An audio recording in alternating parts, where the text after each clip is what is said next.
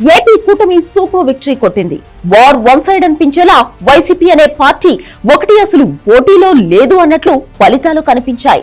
కూటమి ప్రభుత్వ ఏర్పాటుకు చంద్రబాబు ప్రమాణ స్వీకారానికి ఏర్పాట్లు చకచకా జరిగిపోతున్నాయి.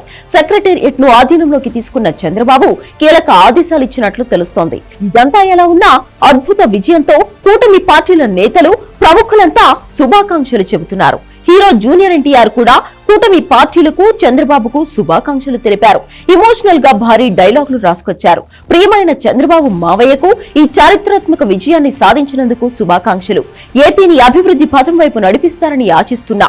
అద్భుత మెజారిటీతో గెలిచిన లోకేష్, మూడోసారి విజయం సాధించిన బాలకృష్ణ బాబాయ్కి, ఎంపీలుగా గెలిచిన భరత్ కు, పురంధేశ్వరి అత్తకు, ఘన విజయం సాధించిన పవన్ కళ్యాణ్ గారికి శుభాకాంక్షలు అంటూ ఎన్టీఆర్ ట్వీట్ చేశాడు.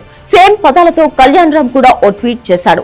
నందమూరి కుటుంబానికి ఎన్టీఆర్ కళ్యాణ్ రామ్ కు మధ్య దూరం పెరిగిందన్నది ప్రతి ఒక్కరికి తెలిసిన నిజం.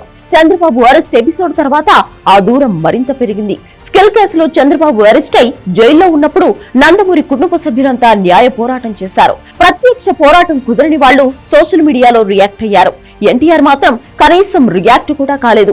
ఫ్యామిలీతో కలిసి జపాన్ టూర్ వెళ్లి ఫోటోలు పోస్ట్ చేశాడు. కానీ చంద్రబాబు అరెస్టు గురించి, ఆ పరిణామాల గురించి ప్రత్యక్షంగా కానీ సోషల్ మీడియాలో కానీ కనీసం స్పందించలేదు.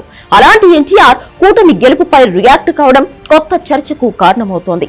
మావయ్య ఇప్పుడు గుర్తొచ్చాడా తారక్ అంటూ ఏకి పారేస్తున్నారు టీడీపీ కార్యకర్తలు, నందమూరి ఫ్యాన్స్. త్వరలో దేవర మూవీ విడుదలకు సిద్ధంగా ఉంది. ఏపీలో చంద్రబాబు సర్కార్ కొలువు తీరబోతుంది. తన మూవీకి ఎలాంటి ఇబ్బందులు ఎదురు కావద్దని బిస్కెట్లు వేస్తున్నావా తారక్ అంటూ మరికొందరు ఘాటుగా రియాక్ట్ అవుతున్నారు.